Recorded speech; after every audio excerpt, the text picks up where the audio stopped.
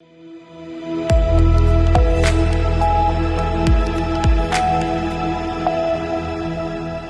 के बाद रुक करेंगे मध्य प्रदेश और छत्तीसगढ़ बुलेटिन की ओर, जिसमें बात होगी दंतेवाड़ा की, जहां बीजापुर जिले में सुरक्षा बलों और माओवादियों के बीच मुठभेड़ में अब तक हथियार सहित एक माओवादी का शव बरामद हुआ। साथ ही बात होगी शिवपुरी की, जहां कोलारस में 15 वर्षों से निरंतर आयोजित हो रहा टूर्नामेंट आरएस कप कोलारस खेल प्रेमियों में उत्साह का माहौल। ऐसी तमाम खबरों पर विस्तार से डालेंगे नजर।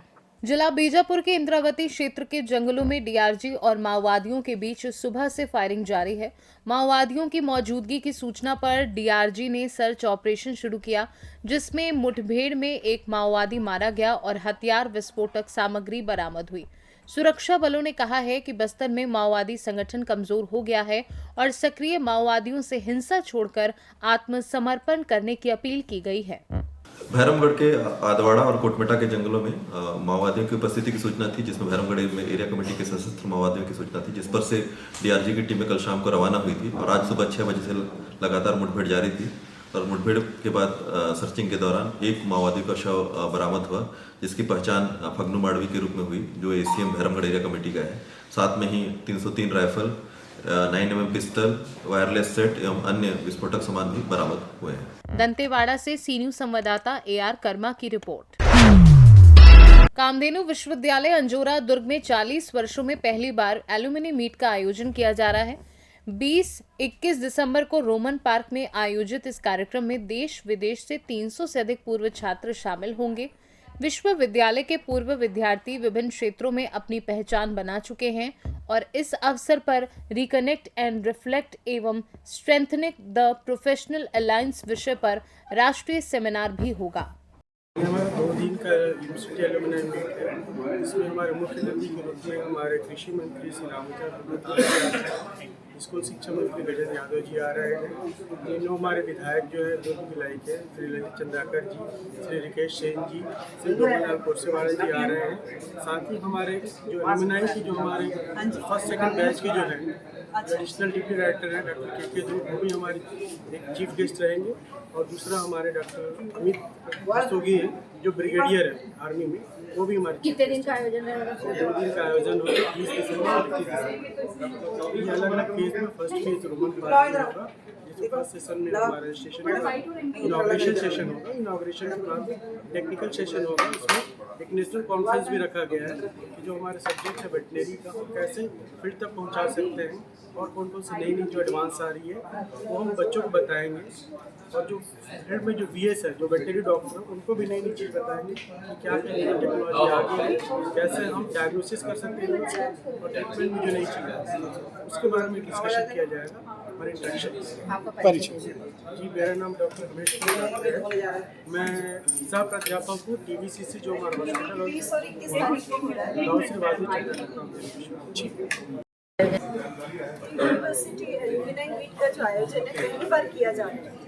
यूनिवर्सिटी एल्यूमिनाई मीट का आयोजन पहली बार किया जा रहा है यहाँ पे दाऊ श्री वासुदेव चंद्राकर कामधेनु विश्वविद्यालय के द्वारा। और ये यूनिवर्सिटी एल्यूमिनाई मीट जो है 20 और 21 तारीख को 2 दिन का है। इसमें देश के और विदेश के जो छात्र हैं, यहाँ के पूर्व छात्र, वो सम्मिलित होंगे। और इसमें जो अलग अलग फील्ड के जो वेटनरी सर्विसेज में हैं, जो सेना में योगदान दे रहे हैं, जो बिजनेसमैन हैं, जिन्होंने अपनी अपनी जगह में जो भी बहुत महारत हासिल की है, सभी आएंगे। विदेशों से भी आ रहे हैं, जैसे कैलिफोर्निया से आ रहे हैं, फिर दुबई से आ रहे हैं, फिर USA से आ रहे हैं और कनाडा से आ रहे हैं। तो ये लोग आएंगे और हमारा जो उद्देश्य है एल्यूमिनाई मीट कराने का, वो एक ही उद्देश्य है कि जो पास्ट स्टूडेंट है, हमारा पास्ट बहुत सुनहरा है, तो भविष्य को भी आगे बढ़ाने के लिए जो हमारे करंट स्टूडेंट हैं उनको आगे बढ़ाने के लिए कैसे हम उनको कर सकते हैं। तो वो दोनों स्टूडेंट जो पास्ट और प्रेजेंट को हम मिलवाना चाहते हैं, सो दैट हमारा जो भविष्य है वो सुरक्षित रहे, सुनहरा रहे, आबाद रहे। और जो अभी के स्टूडेंट हैं उनको आगे जाके किसी तरह की कोई कठिनाइयाँ ना हो, जो रास्ते में आने वाली कठिनाइयाँ जो हैं उसके लिए वो पहले से तैयार हो जाए, यही हमारा उद्देश्य है। आम जनता जैसे सम्मिलित होती है तो उनको क्या किस प्रकार का लाभ मिलेगा इस आयोजन के माध्यम से? आम जनता जो सम्मिलित होती है उसको यही है कि भाई हम जो यहाँ एक वेटनरी ऐसा फील्ड है जो अभी बहुत ज़्यादा प्रोजेक्टेड नहीं है, तो ये हम बता सकते हैं कि वेटनरी जो फील्ड है आगे जाके बहुत बहुत इसमें लाभ होने वाला है। लाभ होने मतलब कैरियर की संभावनाएं बहुत ज़्यादा है। लोग ज़्यादातर मेडिकल और इंजीनियरिंग की तरफ जाते हैं, वेटनरी की तरफ उनका ध्यान नहीं रहता, लेकिन ये ऐसा फील्ड है जो जनता से जुड़ा हुआ है। ये हमें मौका देता है कि हम एक आम आदमी से जुड़ें और उनके लिए कुछ कर सकें। आपका परिचय दे दीजिए। मैं डॉक्टर मंजू रॉय हूँ, professor veterinary biochemistry, college of veterinary science and H अंजूरा दुर्ग। साथ में डीन स्टूडेंट वेलफेयर हूँ, यूनिवर्सिटी दाऊशी वासुदेव चंद्रकर विश्वविद्यालय। दुर्ग से सीनू संवाददाता धर्मेंद्र गुप्ता की रिपोर्ट। पंखाजूर में बांदे मार्ग पर PV 39 नाला पुलिया जर्जर और संकीर्ण अवस्था में है, जहां पिछले हादसों के बावजूद कोई सुरक्षा इंतजाम नहीं किए गए।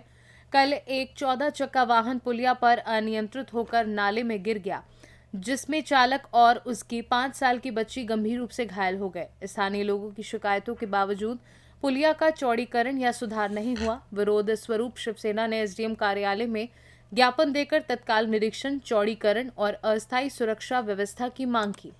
साथ ही चेतावनी दी कि कार्यवाही न होने पर उग्र आंदोलन होगा। अब सवाल यह है कि PWD विभाग कब इस खतरे पर ध्यान देगा। आज शिवसेना UBT पखांजूर द्वारा SDM कार्यालय में एक ज्ञापन सौंपा गया है, क्या है पूरा मामला? आज जो ज्ञापन सौंपा गया है पूरा पार्टी की तरफ से, शिवसेना UBT की तरफ से, तो सबसे बड़ी दिक्कत ये आ रहा है 39 पुलिया जो 33 के जैसे ही पार होते हो, जो जर्जर पुलिया का जो हालत है जिसमें अंदर रेलिंग है, आए दिने वहाँ पे दुर्घटना होता रहता है। करीबन मैजिक 14 चक्का गाड़ी, रिसेंटली घटना है, कल की घटना है जिसमें एक बड़े मालवाहक जो ट्रक है वो गिर चुका है, जिसमें जान माल की क्षति हो रहा है। इसके जिम्मेदार कौन है? क्योंकि इसके बारे में हम लोग पहले ही SDM साहब जी को हमने ज्ञापन सौंपी है। इसके बारे में कोई भी ना कोई इसके ऊपर निराकरण किया गया है, ना इसके ऊपर कोई संज्ञान लिया गया है।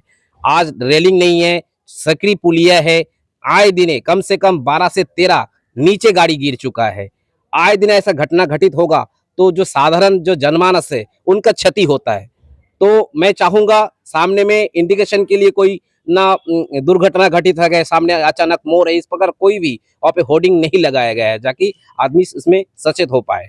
तो मैं चाहूंगा कि सरकार और हमारे जितने भी आला अधिकारी है इस चीज के ऊपर संज्ञान लिया जाए और जल्द से जल्द पुलिया जो है उसके ऊपर निर्माण के कार्य बनाए जाए। नहीं तो शिवसेना उद्धव ठाकरे की पार्टी की तरफ से चक्का जाम के लिए हम लोग रखेंगे, क्योंकि जल्द से जल्द इसको होना चाहिए। धन्यवाद। पंखाजूर से सीनू संवाददाता दीपेन मंडल की रिपोर्ट। कोलारस में 20 दिसंबर से 15 वर्षों से लगातार आयोजित हो रहे प्रतिष्ठित क्रिकेट टूर्नामेंट का भव्य आयोजन किया जा रहा है। नगर परिषद के पूर्व अध्यक्ष के संरक्षण में आयोजित इस प्रतियोगिता में खिलाड़ियों को इनाम और मैन ऑफ द सीरीज में साइकिल दी जाएगी। आयोजन से युवाओं को खेलों में प्रतिभा दिखाने का मौका मिलता है और उन्हें सकारात्मक दिशा मिलती है, जबकि स्थानीय नागरिक खिलाड़ियों का उत्साह बढ़ाने के लिए अधिक से अधिक संख्या में शामिल होने की अपील कर रहे हैं। ये यहाँ पे क्रिकेट टूर्नामेंट का आयोजन किया जा रहा है, तो ये कब से शुरुआत हो रही है इसकी? कल से शुरुआत हो रही है और ये लगातार 15वीं साल ये टूर्नामेंट होने जा रहा है आदरणीय श्री रविंद्र शिवराज जी के संरक्षण में। यहाँ पे इस बार कितनी टीमें उतारी जाएंगी? इस बार टूर्नामेंट में 32 टीमें भाग ले रही हैं ग्रामीण स्तर की, जिसमें 5 खिलाड़ी बाहर के रह सकते हैं। जैसे कि 4 खिलाड़ी विदेशी है, मतलब जैसे कि ग्रामीण विधानसभा से अपन 7 खिलाड़ी लेंगे, 4 खिलाड़ी बाहर के। इसमें एक नया नियम इस बार जो लागू किया है वो इम्पैक्ट प्लेयर का है, जो 6 ओवर के बाद लागू हो जाएगा। और यहाँ पे इस बार ना प्रथम पुरस्कार कितना क्या कुछ रखा गया है और किसके द्वारा रखा गया है? प्रथम इनाम यहाँ पर 51,000 रुपये है, जो हमारे आदरणीय अध्यक्ष नगर परिषद श्री रविंद्र शिवराज जी द्वारा दी जा रही है। द्वितीय पुरस्कार दीपक जैन जी अतिश लाइट वालों की तरफ से 21,000 रुपये, और इसमें मैन ऑफ द सीरीज में दी जा रही है साइकिल। जो खिलाड़ी जो मैन ऑफ द सीरीज रहेगा वो हमारे अंगद कुशवाहा जी की तरफ से दी जा रही है। और ये ट्रॉफी है इसमें टूर्नामेंट में चमचमाती हुई ट्रॉफी प्रथम और द्वितीय वो आलोक श्रीवास्तव जी की तरफ से दी जा रही हैं। और मैन ऑफ द मैच हमारे कुलदीप कुशवाहा जी की तरफ से दिए जा रहे हैं, ये नगर के बजरंग दल के अध्यक्ष हैं। और जो टूर्नामेंट में गेंदें लगेंगी जितने भी हमारे आदरणीय छोटे भाई छोटू धाकड़ आदित्य, जिनके कैमरा का सपोर्ट उनका सब बिल्कुल फ्री चलेगा इस बार। और इस बार टूर्नामेंट में आपको कल देखने के लिए दर्शकों को चेयर लीडर्स की व्यवस्था भी की गई है, जो हमारी कमेटी की ओर से है। और हमारे ये टेंट वाले भैया का काफ़ी सहयोग मिलता है हमें हर साल। और जैसे कि इस बार लाइट का कार्यक्रम हमारे महेश नामदेव जी की तरफ से है, तो सब लोगों का भरपूर सहयोग मिल रहा है, पूरे कोलास नगर वासियों का और आप पत्रकारिता आप सभी भाइयों का भी बहुत हमें सपोर्ट मिलता है हर साल, और उम्मीद करेंगे इस बार भी हमें अच्छा सपोर्ट मिले और हमारी पूरी टीम जी जान से मेहनत ये कर रही टीम है। कहाँ से आ रही है? टीम ग्रामीण स्तर की हैं, इसमें खिलाड़ी बाहर से आपको दूर दूर से देखने को मिलेंगे। 4 खिलाड़ी मतलब अपने कहीं से ही मंगा सकते हैं, जैसे गुजरात है, इलाहाबाद, देहरादून, बाहर दूर दूर से खिलाड़ी आ सकते हैं। कश्मीर से भी पिछली बार देखा होगा आपने, कश्मीर से खिलाड़ी आए थे, तो इस बार भी संभावना है कि बाहर से खिलाड़ी आ सकते हैं। शिवपुरी से सी न्यूज संवाददाता विनोद सिकरवार की रिपोर्ट। शिवपुरी के ग्वालियर बाईपास स्थित करौंदी कॉलोनी में गीता परिवार के तत्वाधान में आयोजित 7 दिवसीय श्रीमद् भागवत कथा का गुरुवार को श्रद्धा और भक्ति के साथ समापन हुआ। कथा के अंतिम दिन पंडित प्रदीपानंद भारद्वाज ने भगवान श्री कृष्ण की लीलाओं जैसे सुभद्रा हरण और सुदामा कृष्ण मित्रता का भावपूर्ण वर्णन किया। उन्होंने बताया कि सच्ची मित्रता और भक्तों की रक्षा में भगवान हमेशा मौजूद रहते हैं। समापन अवसर पर गणमान्य अतिथियों का सम्मान किया गया और सभी भक्तों ने भव्य शोभा यात्रा निकालकर बाबा की समाधि पर पूजा अर्चना की। पूरे आयोजन में भक्तिमय और शांतिपूर्ण वातावरण बना रहा।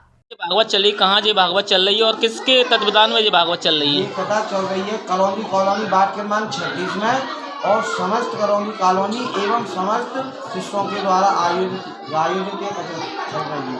आज भागवत का कौन सा दिन था और क्या कुछ वाचन रहा? आज कथा समापन हो गई, 7वां दिवस था कथा का, और कल हवन एवं पूर्णाहुति है और भंडारा है। 7 दिनों की भागवत कथा का क्या मूल्य संदेश है? 7 दिनों की मूल कथा का मूल संदेश ये है कि एक श्रीमद् भागवत कथा है जो कि जिंदों को तो तारती है, और मरने के बाद अगर जिसको सुना दी जाए, कितना ही बड़ा पापी हो उसका भी मोक्ष हो जाता है। कलयुग में भागवत कथा का क्या महत्व है और आप कैसे इसको देखते हो? कलयुग में भागवत का यह महत्व है कि अगर कलयुग में कोई भागवत सुनता है, क्योंकि कलयुग केवल नाम आधारा, सुमर सुमर नर उतरे ही पारा, नाम की महिमा है जो कि भागवत में आता है, और सिंगल व्यक्ति आता है और हजारों के साथ में भगवान का नाम लेता है, जिससे उसका उद्धार हो जाता है। युवा पीढ़ी को धर्म और संस्कारों से जुड़ने में भागवत कथा का क्या भूमिका है? हमने युवा पीढ़ी को जोड़ने के लिए एक संगठन बनाया है जिसका नाम है साधु जी सीताराम सेना संगठन, और हमारा इसी प्रक्रिया में काम चल रहा है, और अगर भगवान की कृपा होगी तो ये हमारा संगठन बहुत आगे जाएगा। और हमारा तो विशेष काम यह है कि हम धर्म प्रचारक हैं और धर्म की सेवा करते हैं। शिवपुरी से सी न्यूज संवाददाता विनोद सिकरवार के साथ ऋषिकेश गोस्वामी की रिपोर्ट। रीवा जिले से पुलिस की कार्यप्रणाली पर सवाल खड़े करने वाला एक गंभीर मामला सामने आया है। ग्राम पंचायत सतनी के वर्तमान सरपंच शनि समदड़िया ने सिरमौर एसडीओपी उमेश प्रजापति और सेमरिया थाना क्षेत्र के एसआई रामकृष्ण गौतम पर फर्जी प्रकरण दर्ज कर मानसिक व आर्थिक रूप से प्रताड़ित करने के गंभीर आरोप लगाए हैं। पीड़ित सरपंच ने पूरे मामले की शिकायत पुलिस अधीक्षक रीवा से की है।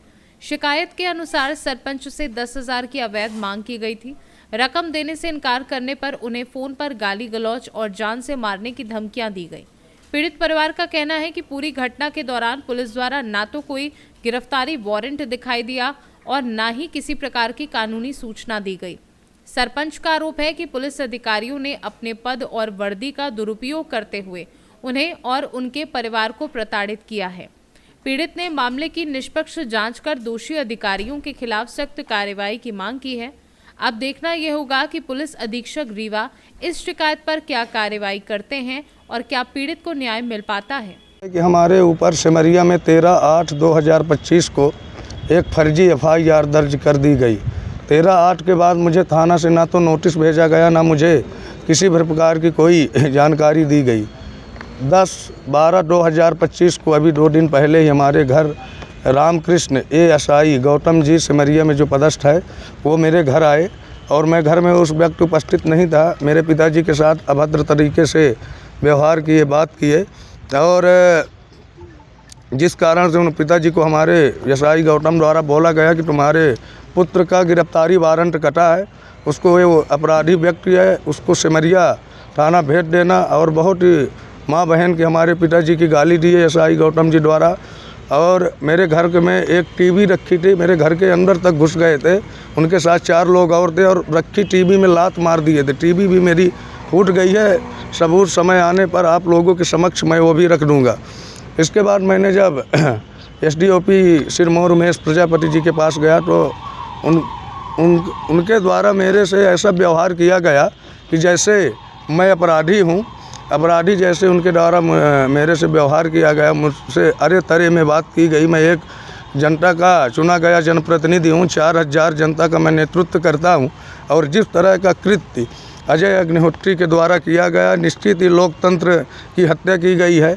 और अजय अग्निहोत्री पत्रकार है, मुझे उनके बारे में बताने में शर्म लगती है कि वो कैसे पत्रकार है, किस तरह का हमारे साथ कितने बार पंचायत आए, हमारे ग्रामीण वासियों से किस किस तरह की बातें की। हमसे भी 10,000 रुपये 2-3 बार मांगे, कभी 5,000 मांगते रात को फ़ोन लगा के, कभी 10,000 लगा के मांगते। जब मैंने पैसा देने से मना कर दिया तो एसडीओपी सिरमौर, एसआई गौतम और अजय अग्निहोत्री ने षड्यंत्र करके हमारे ऊपर मामला पंजीबद्ध कर दिया गया है। ये पत्रकार जो होते हैं लोकतंत्र का चौथा स्तंभ है। मैं चाहता हूं कि इसकी निष्पक्ष जांच हो और दूध का दूध और पानी का पानी हो। जिस तरह मुझे षड्यंत्र करके फंसाया जा रहा है, ये हमारी जनता जनार्दन देख रही है। आज मैं एसपी महोदय के पास आया हूं, लेकिन एसपी साहब से हमारी बात नहीं हो पाई, नहीं मुलाकात हो पाई। डीएसपी साहब से मुझे मुलाकात हुई है, उदित सर से, उनको मैं सारी चीज़ बताया। उन्होंने बिल्कुल बोले कि आप निश्चिंत रहिए, आपके साथ न्याय होगा। और ख़ासकर मैं जो देश का चौथा स्तंभ पत्रकार हैं, उनसे मैं अपनी बात रखना चाहता हूं कि मेरे साथ न्याय किया जाए। कई प्रकरण हमारे ऊपर पहले भी फर्जी FIR दर्ज कर दी गई थी, लेकिन मुझे हाई कोर्ट से राहत मिली। हाई कोर्ट ने मुझे बाइज्जत बरी किया गया। मैं शासन प्रशासन एसपी महोदय जी से अनुरोध करता हूं कि सिरमौर एसडीओपी उमेश प्रजापति एवं एसआई रामकृष्ण ASI सिमरिया के ऊपर दंडात्मक कार्यवाही हो, ताकि जिस तरह का कृत्य हमारे साथ हुआ है अन्य व्यक्ति के साथ ना किया जाए। यही मेरी पत्रकार लोगों से गुहार है। विवाद किस चीज़ का था, क्या कोई विवाद नहीं था श्रीमान जी। वो पत्रकार जो अजय अग्निहोत्री थे, शिकायत ये दर्ज कराई है कि हमारी माँ बहन की गाली दिए, हमको जान से मारने की धमकी दी, हमारे साथ लूटपाट किए। ये सरासर अन्याय है। मैं एक समाज सेवा व्यक्ति हूँ, मैं इस तरह का कृत्य नहीं कर सकता हूँ। हाँ, ये आरोप लगा, मेरे ऊपर ये आरोप लगा, बल्कि मैं आप लोगों के समक्ष हजारों लोगों को लाके खड़ा कर दूंगा कि मैं जब अपने पंचायत में निर्माण कार्य कर रहा था सामुदायिक भवन का, तो अजय अग्निहोत्री कई बार हमारे यहाँ आए, हमसे पैसे की, अपना पत्रकार की घोष दिखा रहे थे, पैसे की मांग की। मैंने मना कर दिया तो बोला कि शासन प्रशासन उच्च अधिकारी से शिकायत करूंगा। मैं बोला बिल्कुल कर दीजिए, हमारे पंचायत में किसी भी प्रकार का कोई भ्रष्टाचार नहीं किया गया है। इसी का ये सब षड्यंत्र करके, और मैं ये भी एसपी महोदय जी से निवेदन करता हूं कि जिस दिन मेरे ऊपर घटना घटित हुई है और जिस दिन हमारे यहाँ पुलिस आई है, उस दिन अजय अग्निहोत्री और एसडीओपी की मोबाइल का ही कॉल रिकॉर्डिंग निकाली जाए, सच्चाई सब सामने आ जाएगी। इसमें एसडीओपी हमारे ऊपर षड्यंत्र करके इस तरह का कृत्य किए हैं और उनके द्वारा ये भी बोला गया है कि और अभी तेरे ऊपर मुकदमा करके षड्यंत्र में फंसाएंगे। आप किस पद में हैं? मैं ग्राम पंचायत सतनी का सरपंच हूँ और सरपंच संघ मध्य प्रदेश संगठन का सरपंच संघ का जिला उपाध्यक्ष भी हूँ। क्या नाम है आपका? सनी समदरिया, निवासी ग्राम मुड़ियारी, ग्राम पंचायत सतनी। रीवा से सीनू संवाददाता अर्जुन तिवारी की रिपोर्ट। मध्य प्रदेश और छत्तीसगढ़ बुलेटिन में फिलहाल के लिए इतना ही। बने रहिए सी न्यूज़ भारत के साथ। हर खबर आपके साथ, आपके हाथ।